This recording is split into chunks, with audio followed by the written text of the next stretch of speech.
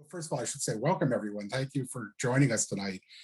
As I was thinking about today, I thought to myself, there aren't too many things in my life that I'm probably entirely certain about, but one thing I think I'm fairly certain about is that most of you probably didn't look at the program of events in this series at the beginning and say to yourself, gee, I hope they have one on the vice presidency. It's not typically the kind of topic that you might think of as a big draw, but I think it is an important one because things have changed in the vice presidency. And as I title this, the new vice presidency, I think it truly is a new institution that took a very dramatic turn during the Bush years with Dick Cheney and has continued along brand new lines with the vice presidents that have followed.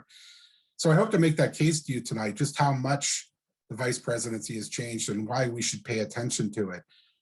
There's a wonderful cartoon in the New Yorker, and of course, as Laura just mentioned, since we are posting this on YouTube, I have to be a little bit careful about copyright issues, but I'll describe it to you. It's two parents talking about their young child, and one parent is saying to the other, I'm a bit worried because all he wants to be is vice president when he grows up. And I think our attitude towards the vice presidency is like that. We think of the vice presidency for the most part as being inconsequential, and yet, as I say, it's really changed quite dramatically. So to go back to the very beginning, I think to understand why it's new, we have to talk a little bit about what the old vice presidency was like, and then that'll give us a point of comparison of just how dramatically things have changed. And I always, with my students in my class, tell them that we need to start always with the Constitution and what the Constitution tells us about some of these institutions of government. And the Constitution doesn't tell us too much. In fact, there's some ambiguities about the vice presidency in it. We do know that the vice president has to come from a different state than the president. Clearly, the intention of founders was that there be some kind of regional variety between the president and the vice president. And it may surprise you to know that in the original Constitution, the vice president was chosen by the vote in the Electoral College. The second highest vote getter got to become vice president after someone won 50% plus one, a majority of the elector votes. So if we followed this plan today, right now, we would have President Biden and Vice President Trump.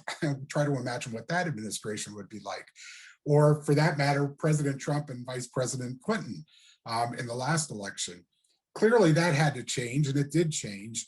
In fact, it changed after the election of 1800, when Thomas Jefferson essentially tied in the elector vote with the person who was supposed to be his vice president, Aaron Burr, a very ambitious young politician at the time from New York State. Burr and Jefferson got exactly the same number of elector votes. Burr saw no reason why he should not become president, given that he got the same number of elector votes as Thomas Jefferson. The election had to be decided in the House of Representatives, and Alexander Hamilton and his party, he was not a member of the House, but he was influential. In fact, the very party that lost the election to Jefferson, headed by John Adams in that election, ended up choosing Jefferson to be president. And I think we all know how all that ended. Burr ended up challenging Hamilton to a duel over this and actually several other things. They'd been longtime political rivals. And as a result, the Constitution was changed. The 12th Amendment to the Constitution altered the way in which we pick the vice president. And now, of course, presidents and vice presidents run on together as a ticket, as we say, in elections. And so really from the very beginning, some of these ambiguities created great problems with understanding what the vice presidency would be like. We do know, of course, that the vice president replaces the president should the president die in office or become incapacitated. It didn't take too long for that to happen. President William Henry Harrison, unfortunately, died in office. In fact, he died just a month after becoming president. Try to imagine what that would have been like for him. He developed what today we think was probably pneumonia and passed away. And so his vice president, John Tyler, was the very first vice president to become president after the death of a president. Apparently, Harrison said on his deathbed to Tyler, "Sir, I wish you to understand the true principles of government. I wish them carried out. I ask nothing more." It's a mouthful, and I think on my deathbed, I probably wouldn't be able to be that articulate in what Harrison was saying to Tyler. Actually, he said it to his doctor, thinking it was John Tyler, and so no one's really quite sure if that was instructions to his doctor or instructions to the vice president, but certainly by implication, it seems to be the vice president. So we know that about the vice presidency, but it may surprise you that there was some question at the very beginning of the country as to whether or not the vice presidency was actually part of the executive branch or part of the legislative branch. And before you say, well, Dave, that seems rather odd, it's kind of obvious, isn't it? It's part of the executive branch. We again look back to the Constitution, and we know a few things about the vice presidency that are certainly related to the vice president's legislative function. The vice president is the president of the Senate. That constitutionally is a position given to the vice president, although the vice president only votes in the case of a tie in the Senate, as I think we all know. When the vice president's not in the Senate, or when the vice president is serving as president, the president pro tem takes over as the president of the Senate. And when the president pro tem is not available, then others are given the chair in front of the Senate. So you'll rarely see the president pro tem sitting in the front of the room. That's actually Patrick Leahy now. He is the senior member, longest serving member of the majority party in the Senate, which, by the way, is why you saw him presiding over the second removal trial of Donald Trump. Since Trump was no longer president when that trial took place, they considered it inappropriate for the Supreme Court Chief Justice to preside, as would normally happen in a removal trial of the president. And so the president pro tem took over as the presiding officer. We also know that vice presidents, at least early on in the country, treated themselves as if they were part of the Senate, considered themselves part of the Senate. But by tradition, vice presidents do not give speeches. They don't involve themselves in legislative action. The only thing the vice president does, as we say, is either preside over the Senate, which they rarely do now, and usually only when they're there to break ties.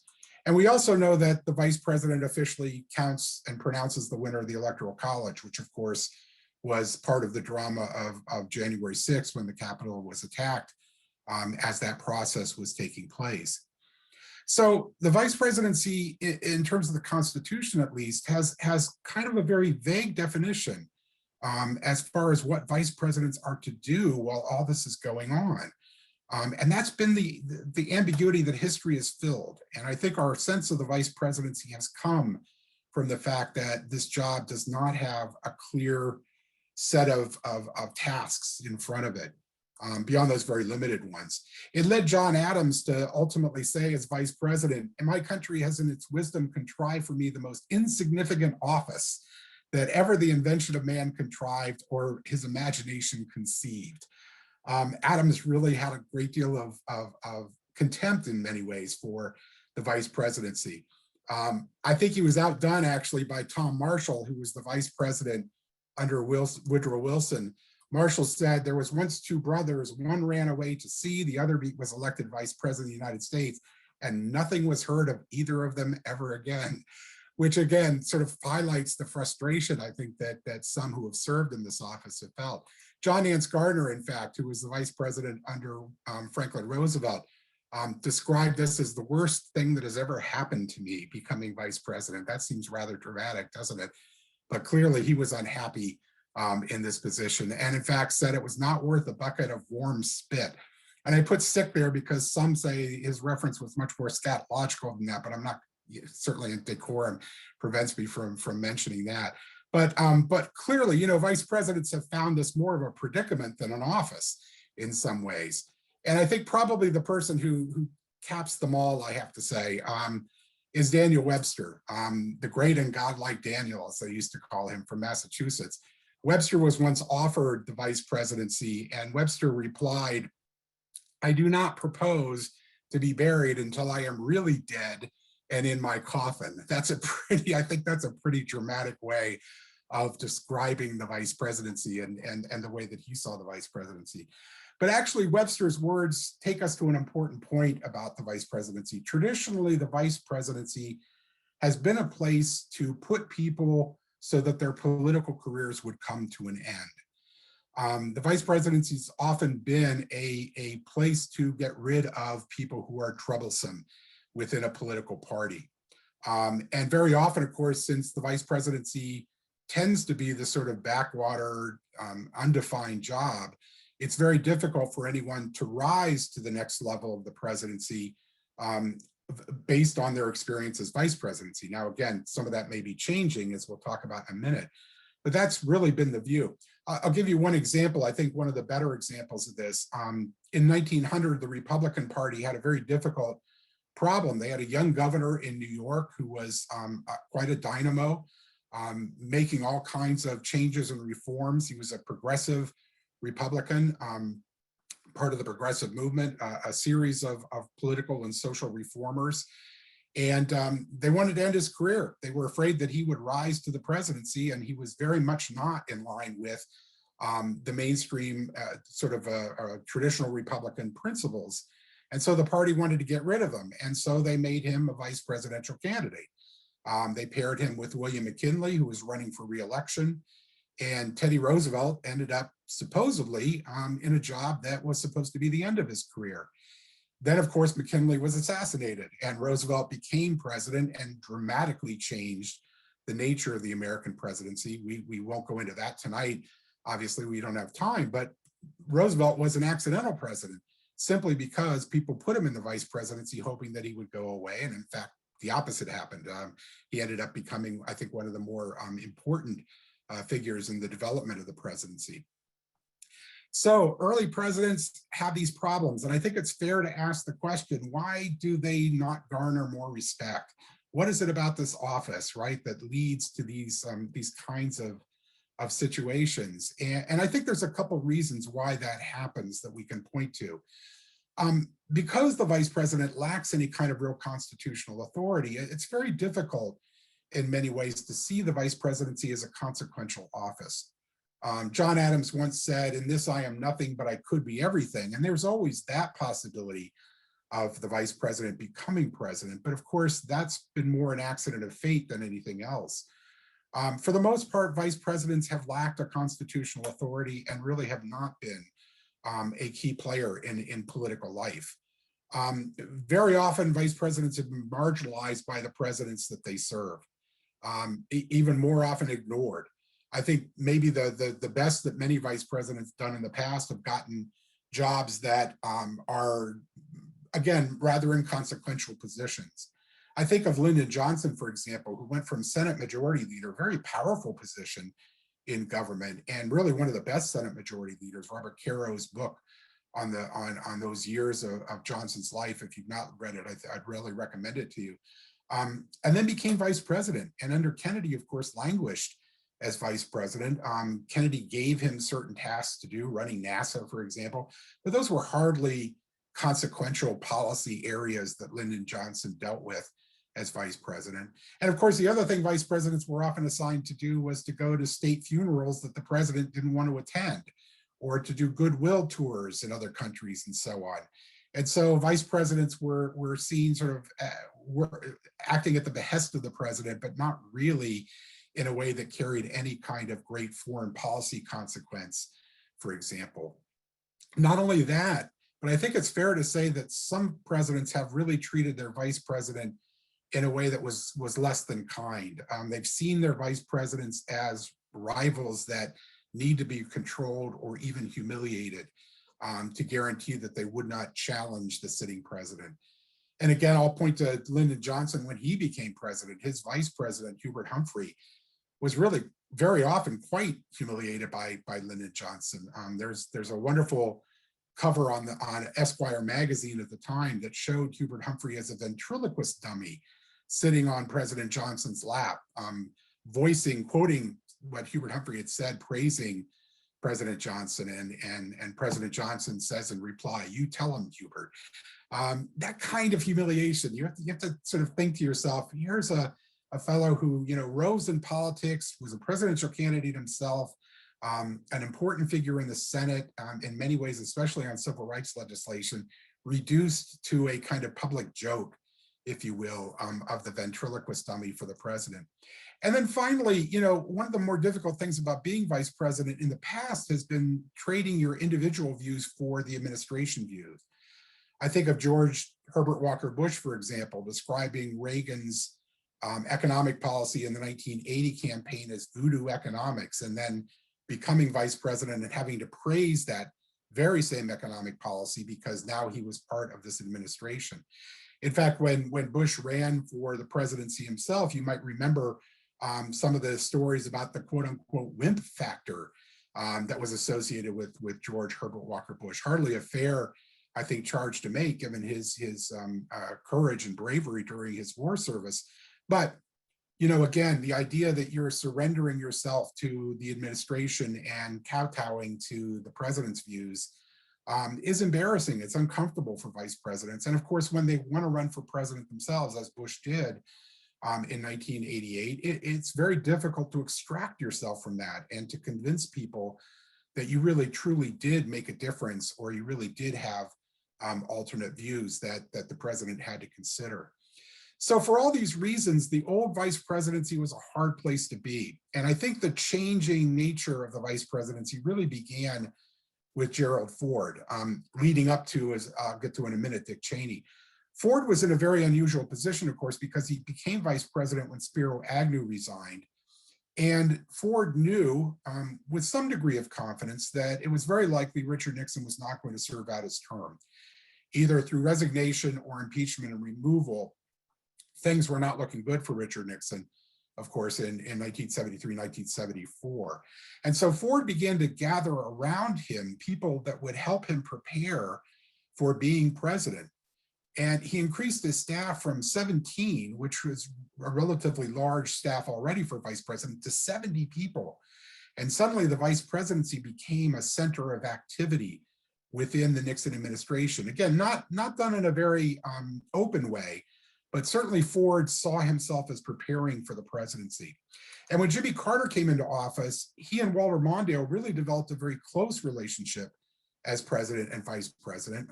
Carter instituted a series of things that brought Walter Mondale into the center of government. Mondale received, for the very first time, really for some vice presidents, really substantial policy assignments, especially the reorganization of the government, something I wrote my dissertation on as I was getting my PhD. Mondale had a very close office to the Oval Office, a prominent office in the West Wing. Lest you think that's a matter of ego, that's very important in terms of access to the president and who is around the president all the time. Mondale attended meetings that vice presidents had never been invited to before in the Carter administration. He received intelligence briefings, security briefings, as well as the inclusion of any documents that passed through the president's desk. Carter mandated that anything he saw, he wanted Mondale to see.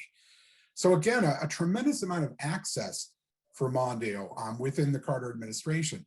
Now, I wouldn't say that necessarily changed his role as dramatically as we'll see with Dick Cheney, but it certainly opened up the vice presidency to becoming much more of a participant in a president's administration.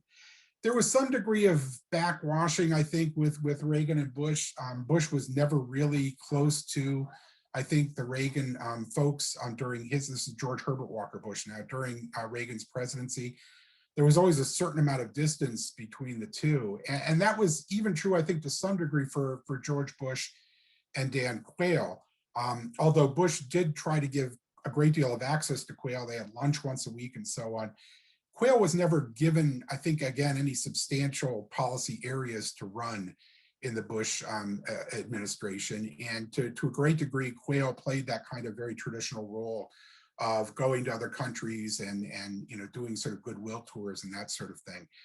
Clinton and Gore are a little bit different. Gore, I think, had a more substantial role in Clinton's administration, but did engage in some true policy areas, especially in the environment, which has always been Al Gore's interest as a policy area.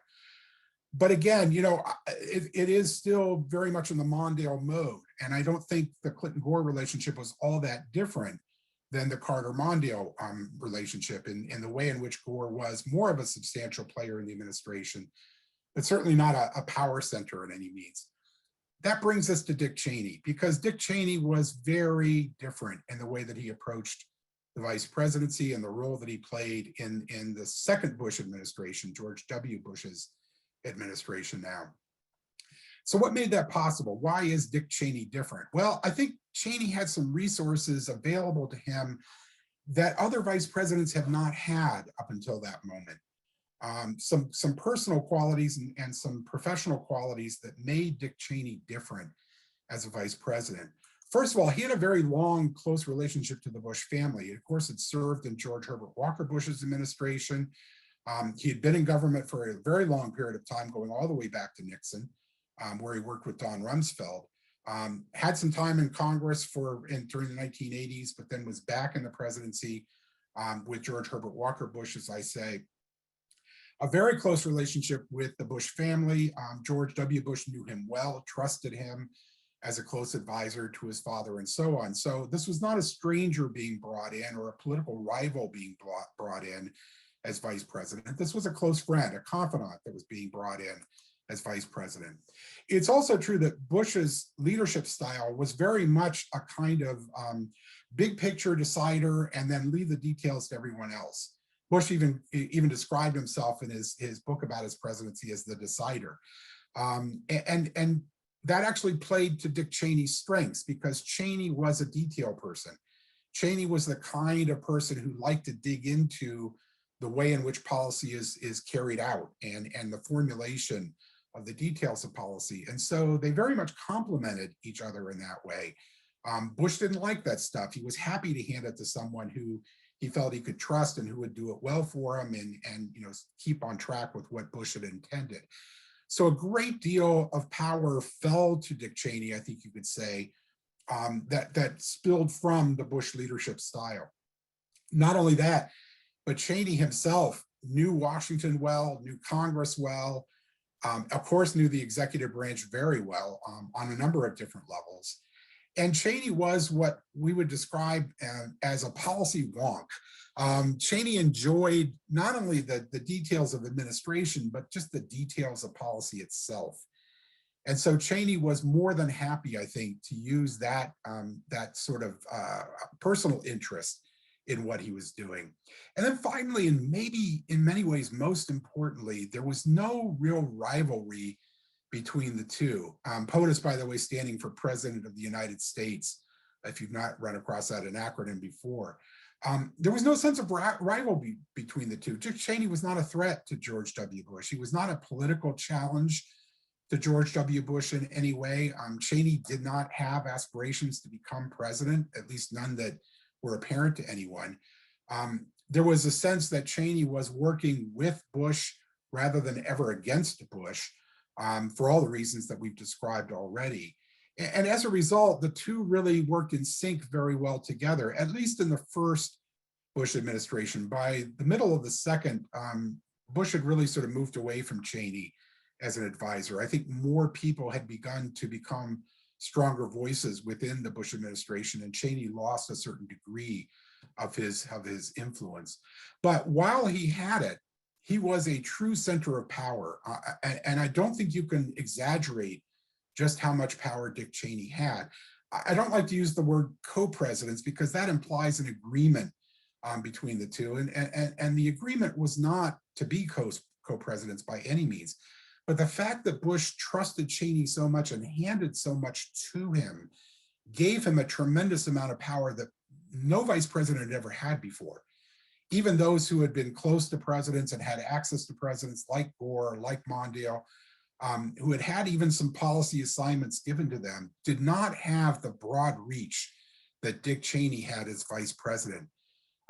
Cheney championed a view of the presidency that's referred to as the unitary presidency. And again, without going into a lot of detail about this, I'll be glad to expand on it when we get to some questions. The unitary presidency believes that the president is essentially the government, that Congress takes a back seat to the president, perhaps advises the president at most, but the president is the government. The president decides everything.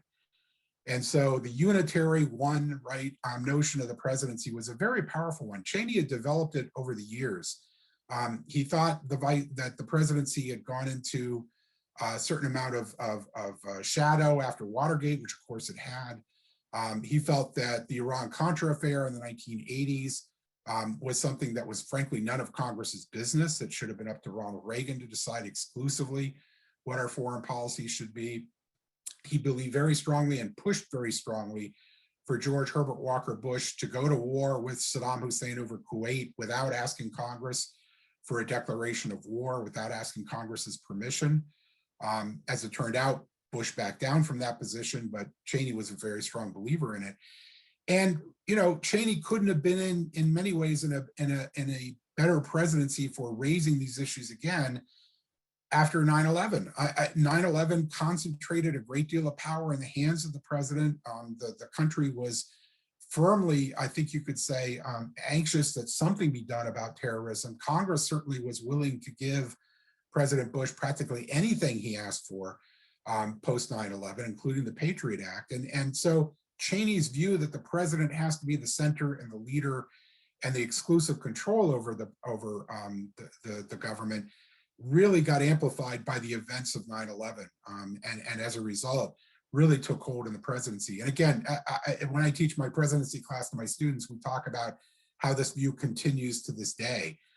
No one's wanted to give back this power that the unitary presidency has brought to the president. And again, we can talk more about that in questions. Cheney was given a great deal of policy control for the reasons that I mentioned earlier, the idea of being the detail person, the policy wonk. As a result, when you're making those decisions, it gives you a great deal of control in shaping policy. So even as Bush set the stage by being the big decider on deciding on these issues, it was Cheney that really shaped and molded the policies that the Bush administration followed. And as a result, a great deal of control was in his hands. And that meant really in many ways, all the legal and constitutional arguments that came up, particularly again around the post 9/11 environment, the use of surveillance on American citizens and so on, for example, came through Cheney's office. And the Office of Legal Counsel, which many describe as the most powerful office that most people have never heard of, a part of the Justice Department, became in many ways an extension of Cheney's own constitutional views. Alberto Gonzales, who was the head of OLC during this time, wrote a series of memos essentially confirming what the unitary presidency gave to the president, according to Cheney, authorizing the president to do things like become engaged in the kinds of techniques that were used for extracting information from prisoners, what some called enhanced interrogation, what others, I think more rightly called torture. Those kinds of uses of presidential power were largely through Cheney's efforts to justify them, and Cheney's interpretation, as I say, of the Constitution. And, Cheney, again, had an incredible access to the president. There were rarely days that went by that the president did not talk to Dick Cheney, did not confer with Dick Cheney. So again, I hate to use the word co-president, but certainly incredibly powerful vice president as an extension of the president's powers, maybe a better way to say it. But it made Dick Cheney a very different kind of vice president than had ever happened before. And that, of course, leads us to Joe Biden, right? The vice president that followed. Biden had his own resources, I think, that were very influential with the Obama administration and with President Obama himself. He didn't try to replace Obama. He didn't put himself in the position of being a political rival. He certainly had presidential ambitions.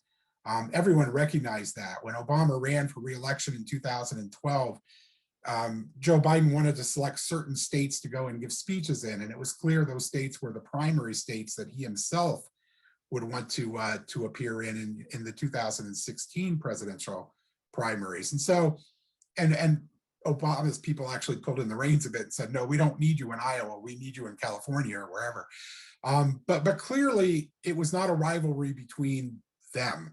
And that made President Obama in many ways trust Joe Biden as an advisor. Biden also had a very strong sense of loyalty to Obama. At first, this was a very uncomfortable relationship between the two. Obama knew that he needed Joe Biden and Joe Biden's access. I'll talk about in just a second. Joe Biden, of course, wanted to be vice president and saw it as, I think probably the next step in his political career. But certainly they warmed to one another. And as they began to really, I think, trust one another, that very strong sense of loyalty kicked in for Joe Biden and a mutual respect and loyalty from President Obama. And I think part of that, again, was Biden's own efforts to raise his credibility, his respectability, to make himself look more presidential than perhaps just another senator or a person who had served in the Senate. And it was that, effort to gain that respect that was very important.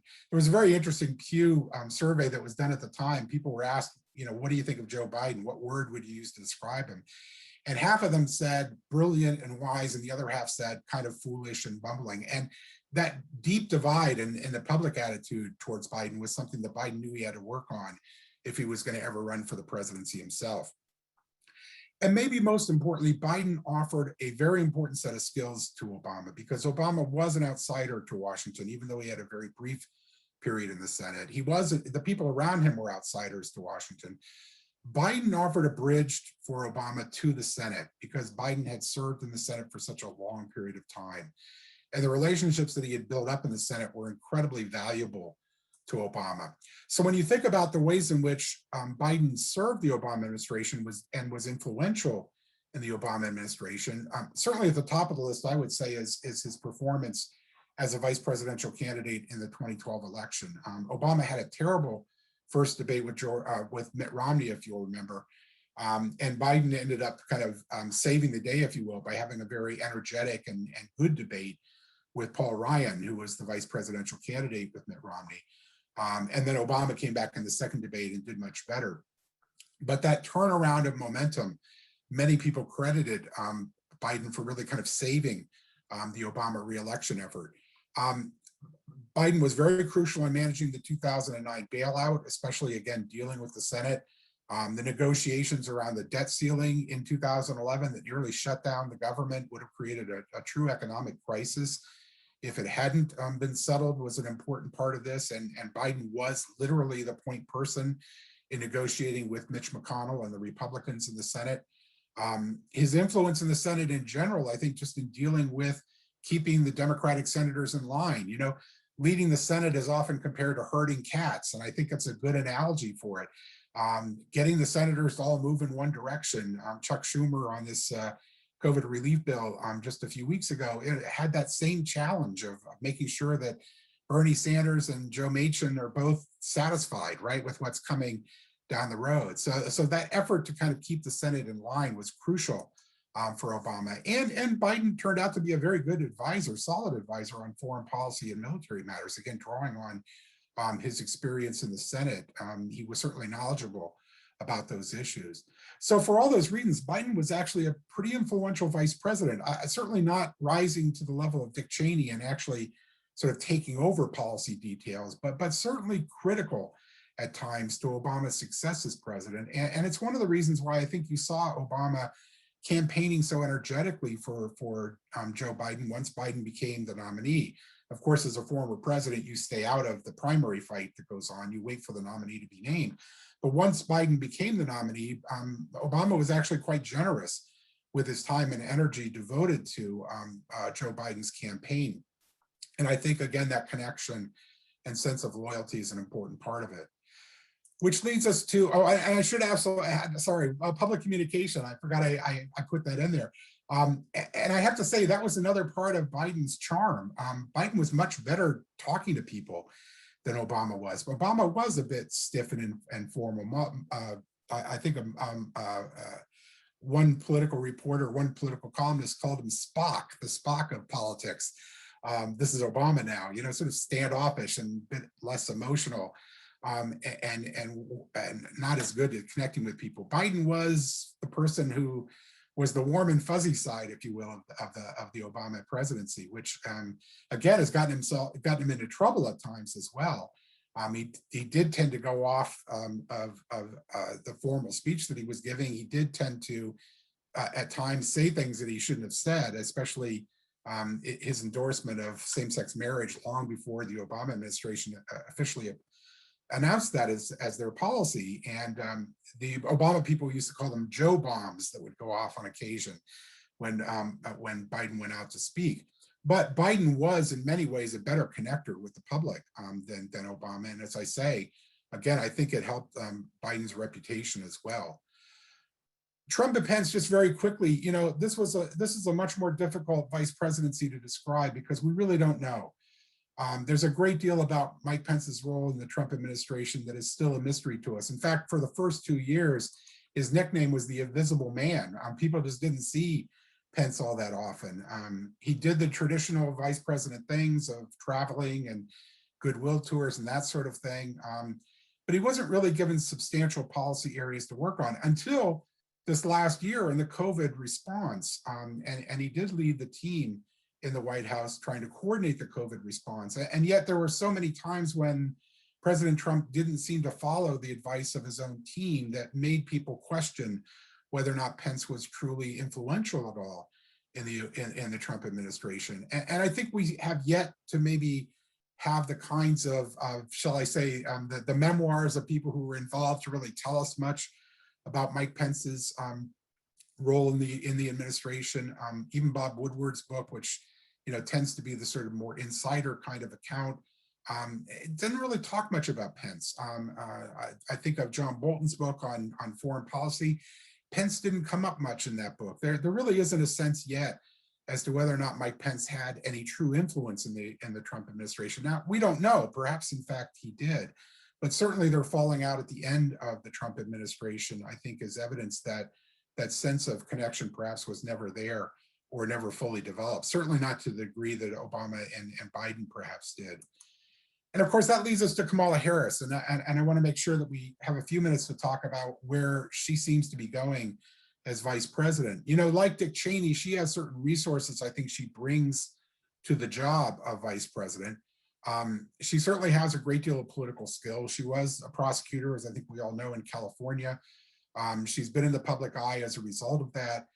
Certainly her time in the Senate and her effectiveness in the Senate, I think, is evidence as well of her political skills. So she does bring to the forefront of a national office now in the vice presidency, a great deal of political skill in dealing with the press and so on.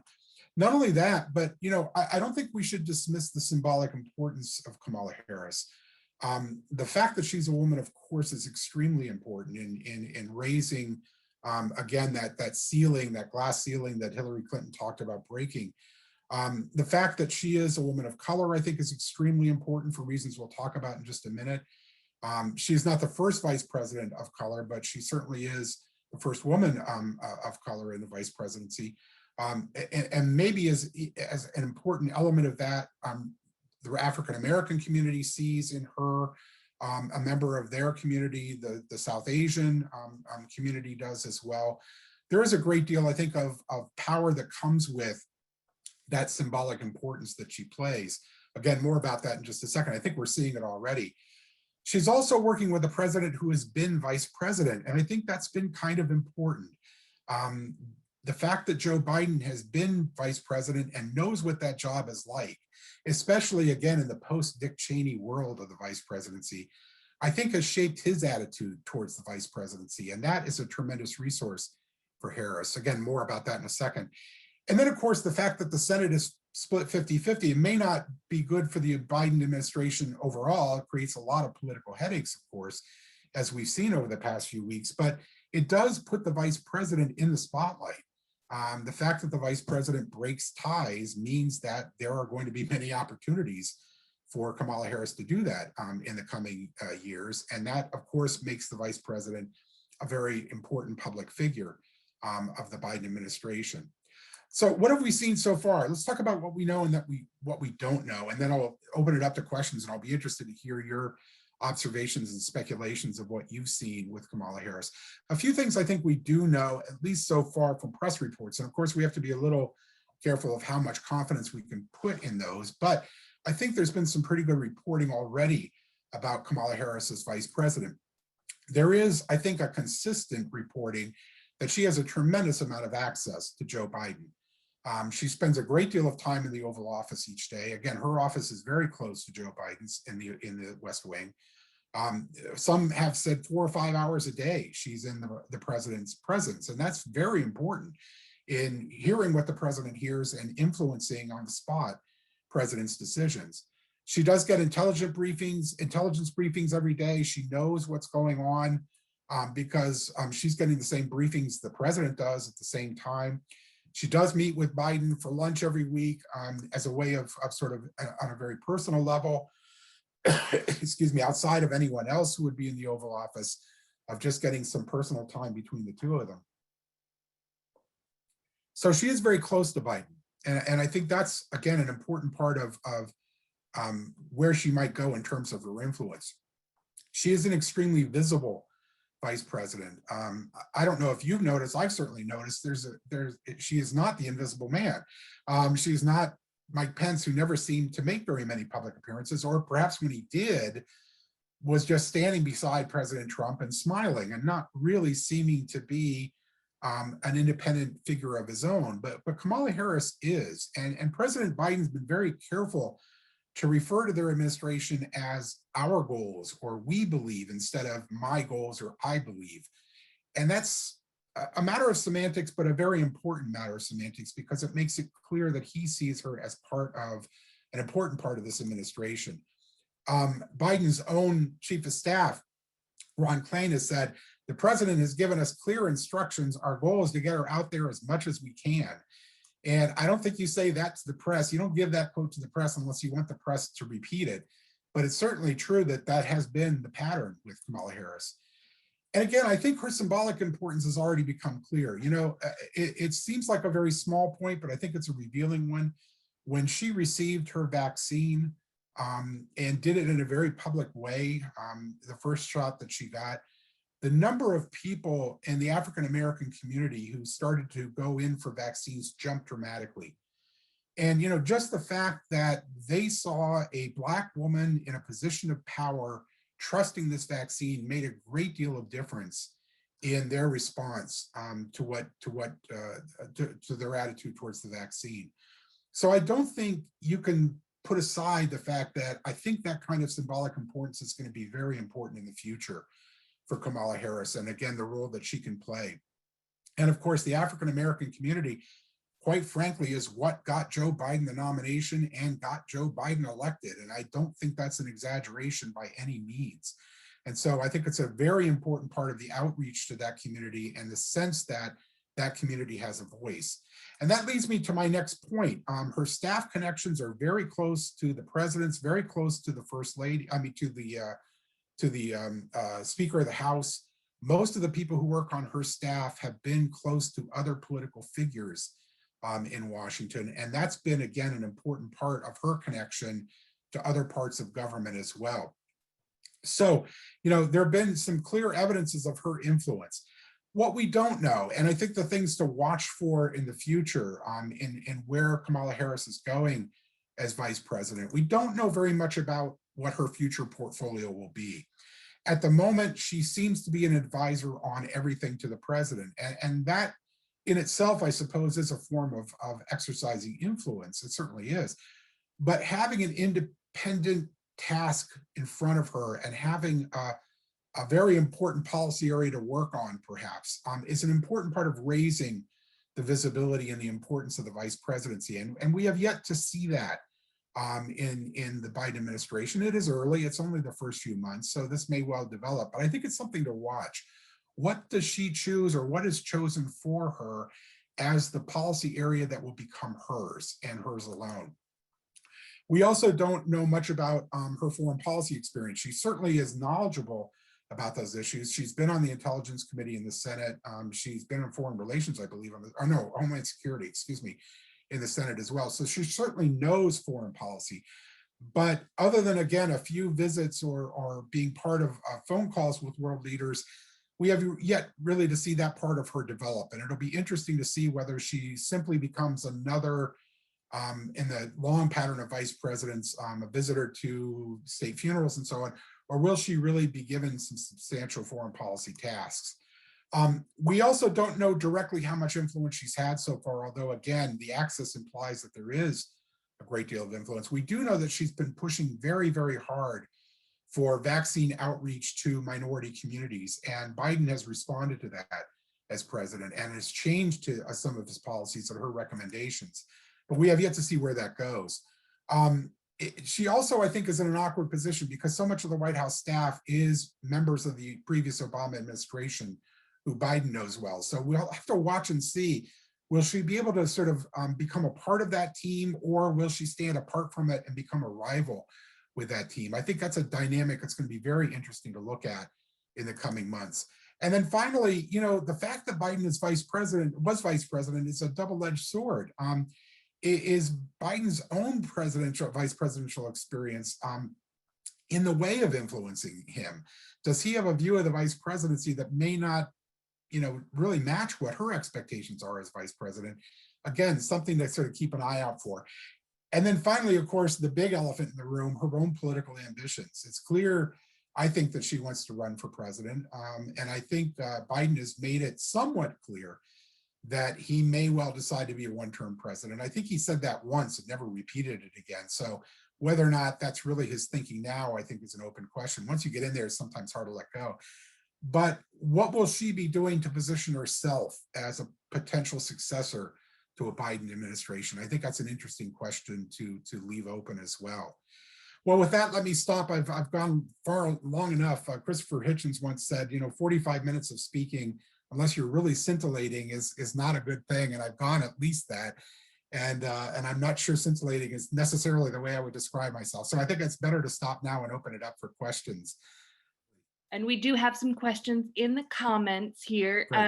Someone wants you to, would you be willing to comment on the selection of Harry Truman in terms of why he was selected? Wasn't he selected because of his talents in keeping the costs of war under control based on competence rather than to be buried?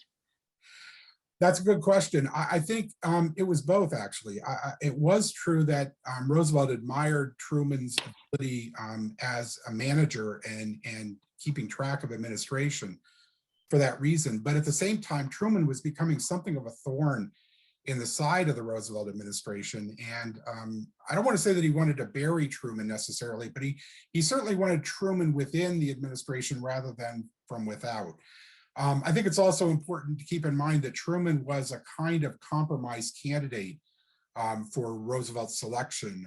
He wanted someone that he thought of as a fairly safe vice president in terms of his own policies and continuing his own policies. And so Truman did kind of rise to the top of the list for that reason as well. But it really was kind of a combination of both. Truman was so good at what he did, Roosevelt admired it, but he also didn't want it becoming a problem. And so he wanted Truman within the tent, so to speak, and thought that was a better choice than leaving Truman in the Senate and possibly making more waves than Roosevelt really wanted to deal with at that time. So yeah, it's a good question. This next person wondered if you could expand upon comparing Cheney's unitary presidency with Trump and Pence's. Sure. You know, there are certain elements of the unitary presidency that presidents have used to exercise this power. One element of it is something called signing statements. When presidents sign bills into law, they have traditionally issued a statement kind of praising the bill and saying what it will do and why it's good policy and so on. Beginning with George Herbert Walker Bush, and certainly expanding dramatically under George W. Bush. The use of signing statements were used instead to really change the nature of policy. Presidents use them to say, well, I'm going to sign this bill into law, but I'm not going to follow these parts of it, or I'm not going to enforce these parts. And that really dramatically changed the nature of the bill. I'll give you one example. When Congress, under the urging of leadership of John McCain, passed a bill that limited the president's use of enhanced interrogation or torture techniques, Bush knew that he had to sign that bill into law because his veto would have been overridden. It was such a popular measure in the House and in the Senate. And as a result, Bush signed it into law, and then in his signing statement said, but the president will decide what constitutes torture, which really eviscerated the whole purpose of the law to begin with. So presidents have used signing statements to enhance their power in that way. They've also, of course, used something I think we're all familiar with by now, executive orders to do this, essentially instructions to their administration, which end up essentially having the force of law. President Obama, even though he campaigned very specifically against signing statements, still used them in his administration. He issued far fewer of them than George W. Bush, but his were much more wide-ranging in their scope. And he certainly used executive orders. DACA is probably the best example of that, when he got very frustrated with the gridlock in Congress and the partisanship that was making it impossible to get anything done. So even though he sort of decried the use of the kind of unified presidency that Bush and Cheney championed, he ended up practicing much of the same practices as Bush and Cheney. And of course, I think you could argue that President Trump was really the unified presidency kind of on steroids. I mean, the use of executive orders just exploded with Donald Trump.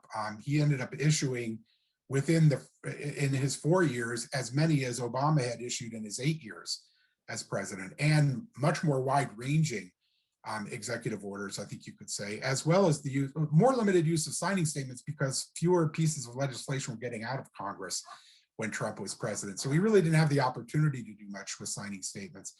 But certainly in foreign policy, the notion that the president is the sole decider of our foreign policy, and especially the use of military force, that was alive and well under Donald Trump. So yeah, we have yet to see, I think, in clear ways, whether Joe Biden is going to follow that path.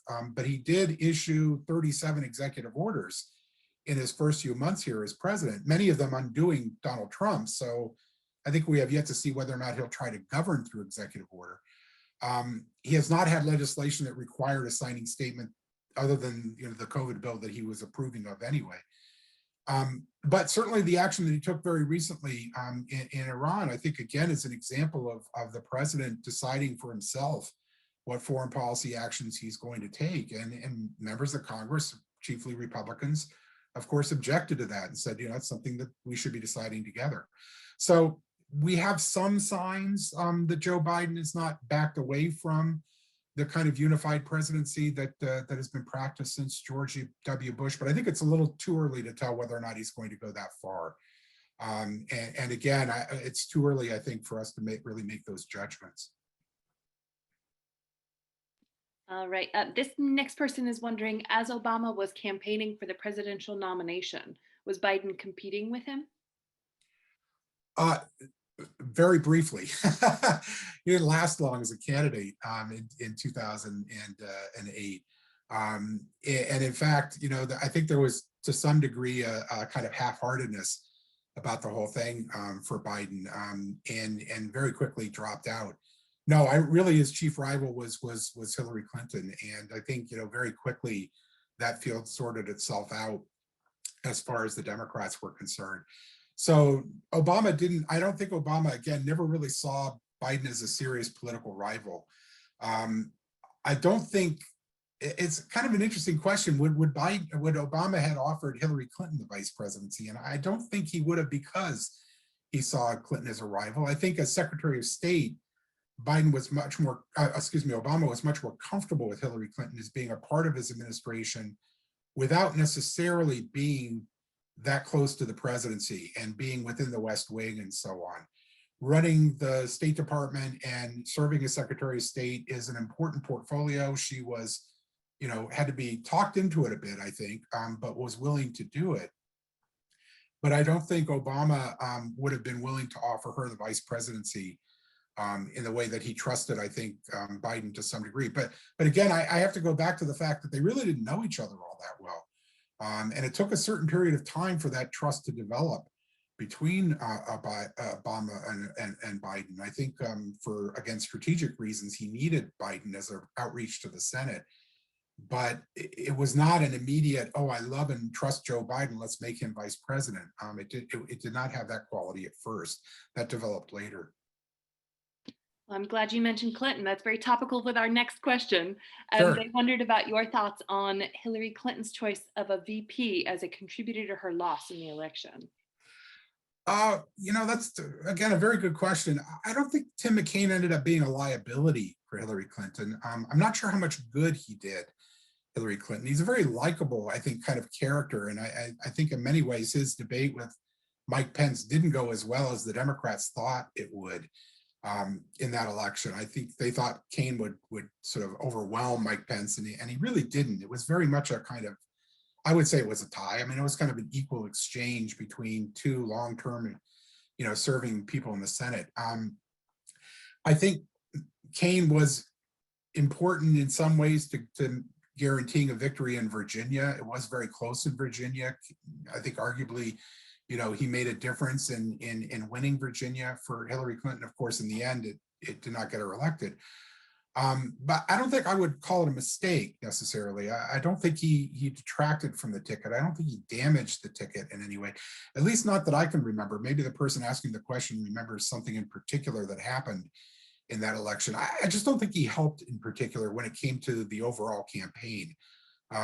Aside from helping in Virginia and being popular in Virginia, I don't think Kane's, again, performance in the vice presidential debate really registered with anyone. And I don't think in the end, it helped or really hurt the Clinton campaign in that way. We have someone asking if you could remind us why Johnson agreed to be Kennedy's VP.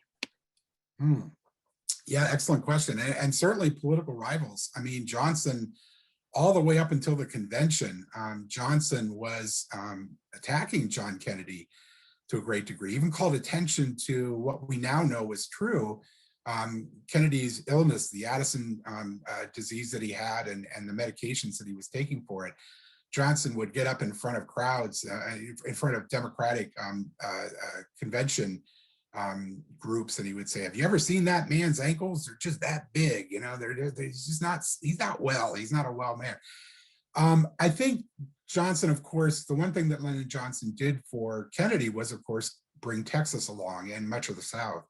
And Kennedy's somewhat tepid, but clearly leaning support for civil rights had a Southern problem for Kennedy's election, and Johnson in many ways was to counter that.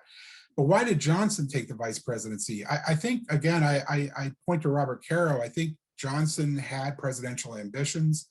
I think Johnson felt a sense of duty to some degree. But I do think that Johnson thought of his association with the Kennedy administration as a stepping stone for his own political ambitions. And so he was willing to take that step.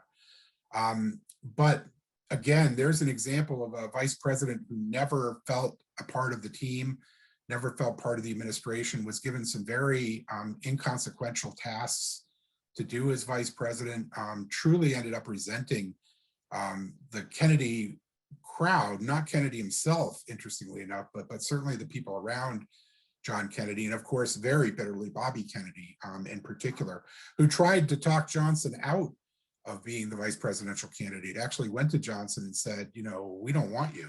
And Johnson said, I'm not going to take that answer until I hear it from your brother. I want to hear it from the presidential candidate that he doesn't want me, and then I'll drop out. And of course, Kennedy was not willing to do that. John Kennedy was not willing to do that. But I do think for Johnson, it was a matter of his own ambition to some degree, and a willingness to take that step. We have someone commenting that Harris has great visibility, but she's troubled by this. We see her standing in the background as Biden speaks or signs a document.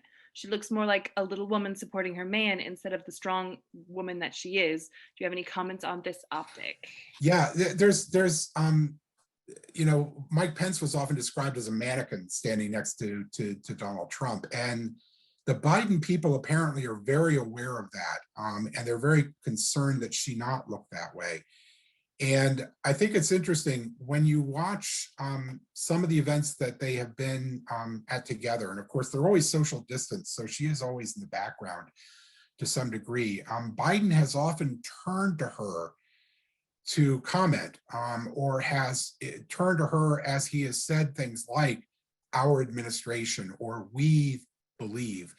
And as I mentioned in the presentation, he actually stopped himself at one point when he began to say, I want this policy, and turned and said, we want this policy. So they are very conscious of that. I think it's very hard to overcome right now because of the distancing and perhaps also because it's an attempt to change the dynamic of the president and vice president in public appearances. They maybe haven't quite figured out how to make that work yet. But again, I'll point to the fact that they do seem to be very, very conscious of it, and they do seem to be making efforts that not be the case. And I guess we'll just have to wait and see how they do that in the future and whether they're successful at that in the future. I would imagine it's a very difficult kind of optic to escape when, again, there's a certain amount of distancing that has to happen right now. But again, I would put that on the list of wait to see what happens. It'll be very interesting, and I would recommend, as you see President Biden making these appearances where she is a part of the event, watch very carefully how he tries to bridge that gap and overcome that sort of mannequin feel. I think that'll be revealing. If he keeps doing that, I think it's a good sign that they're trying to overcome that. Someone's wondering why the president would not generally want to choose a VP who could be a close advisor, as it seems Biden has done. That's a very good question. And again, I'll go back to the fact that very often presidents saw vice presidents as potential political rivals. They did not like the idea of giving vice presidents a platform that would not be under their control as president, and perhaps even be at odds at times with their own policies. And to that degree, you know, it was very often the fact that presidents were concerned about having potential rivals within their administration, so they could not do that outside of their administration. Again, I think it's one of the reasons why Harry Truman was chosen. Far better to have them inside the tent, as Lyndon Johnson used to say, than outside the tent. He was a bit more earthy about that, but I won't go into that. You know, the simple fact is, you know, for a number of presidents, I think to some degree they just don't know what to do with the vice president. For the reasons I just explained, they don't want to give them centers of power, and yet at the same time, they have to acknowledge the fact that the vice president is part of their administration, and vice presidents have been damaged by the fact, as I mentioned, that they have become sort of cheerleaders for their presidents as a result. And that puts them in a very difficult position as well. But I think for many presidents, it's the desire to avoid the possibility of any kind of real rivalry or, again, a competition over policy that leads a lot of them to just simply keep the vice president at a distance from anything consequential. You know, John Kennedy gave, you know, Lyndon Johnson NASA to run. How can you mess that up, right? And NASA is certainly not going to become a power source for Lyndon Johnson within the administration. It's a great, safe, visible job for the vice president, and Johnson hated it because he knew it was inconsequential. He knew it didn't matter, and he resented that fact. He didn't blame it on Kennedy again. He blamed it on Kennedy's people. But at the same time, you know, little Bobby, he's still after me. But the reality is, you know, that's the kind of choice that a lot of presidents have made. And again, I think that's what's been breaking down to some degree. I'm very interested to find out just how much Mike Pence made a difference with the coronavirus task force that he led. We know very little about it at this point, and the degree to which he had any kind of real influence over policy is going to be an interesting thing to find out about, because there was no real apparent change in Donald Trump with whatever that task force recommended, and he may have had more influence than we know. But certainly Biden did. Certainly, of course, Cheney did, and I think arguably that Harris has as well, even in the short period of time. I'll get back to the questions in the chat in just a minute, but I actually have a question myself. Sure. One of the things that struck me the most about the Obama presidency was the curation of more than just a political allyship between Biden and Obama, but a sense of almost buddyhood and BFFs, you know, jokes on Twitter, sort of a carefully curated, probably based on reality approach to unity. What are your thoughts on future presidencies doing that, or, you know, how curated that was versus how organic? Yeah, well, I do think it was real. I do think it was organic. I think they came to really admire one another because they really complemented one another in many ways. Again, you know, Obama tended to be a bit more standoffish and so on, and he admired Biden's ability to connect with people, and it was something that he worked on himself. I think he's better at it than he was even when he was president. And certainly the the way in which I think the two of them relied on one another in times of crisis. I mean, Obama sent Biden off to negotiate with Mitch McConnell, fully confident that Biden would know what to do and knew how to handle McConnell. And he left Biden alone to do that. He did not interfere at all with what Biden was doing. At the same time, he was negotiating, by the way, with John Boehner. They had a very famous golf match. They called it Merlot and Nicorette because the Biden was, I think if I remember it, Biden was giving, or I mean, Obama was giving up smoking, or anyway, one of them was giving up smoking, the other one was having wine. They, you know, for Obama to hand off that negotiation in the way that he did to Biden, I think makes it real. I mean, I really do think there was a great level of trust and a great level of admiration for one another. And, you know, I don't think you can dismiss just the fact that personalities sometimes click and sometimes they don't. And I think their personalities did. And there was that kind of buddy feel to the whole thing. And the fact, again, I'll go back, I don't mean to repeat myself, but I'll go back to the fact that Obama went out of his way for Joe Biden as presidential candidate in the campaign efforts that he made. I think that's revealing about what he felt he owed Biden to some extent. I really do think that he felt that Biden had been so loyal, so close, that he really owed it to a friend to be there for him. And that was pretty evident, I think, during the campaign. So yeah, I think it was real. I think it was organic in that sense.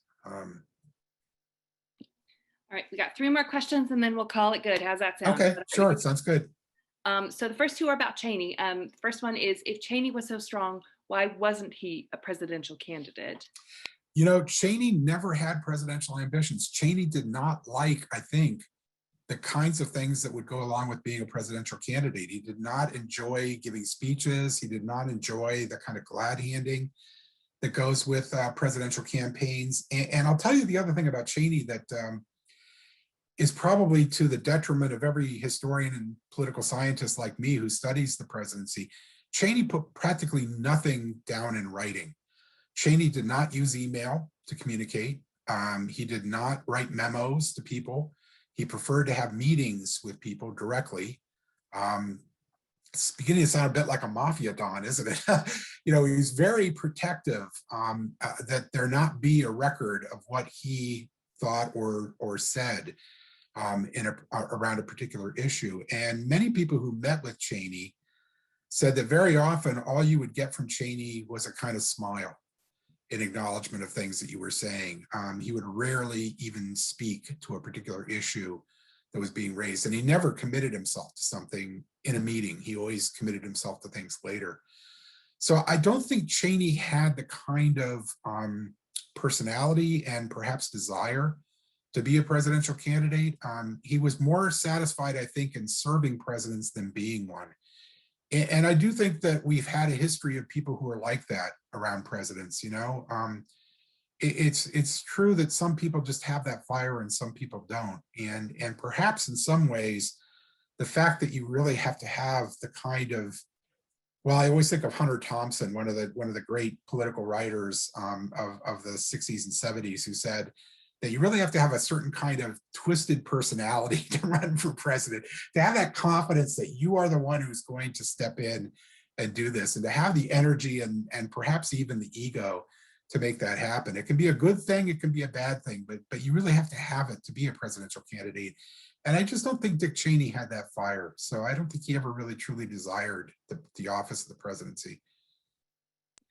And this person wondered, in the movie Vice, Cheney is portrayed as seeing Bush as a sort of buffoon. Is there any truth to that?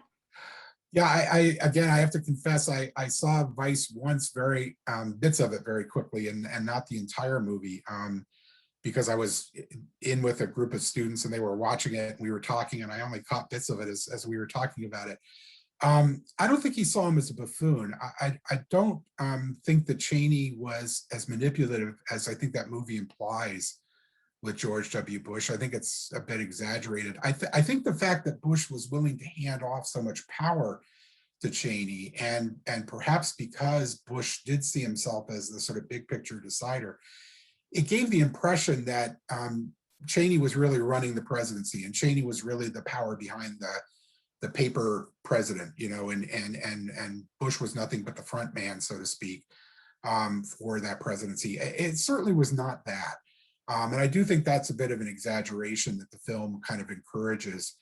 But it's also true that, Cheney was very quick to step into the vacuum of power that Bush left for him, and was very willing and energetic to exercise that power in that way. And so was it really sort of Bush as a buffoon? I think it's more of Bush not being engaged in some ways, and leaving it to, again, other people to work out the details. That was maybe more of a reality there than a simple buffoon who was being manipulated by Dick Cheney. I don't think it's quite that easy.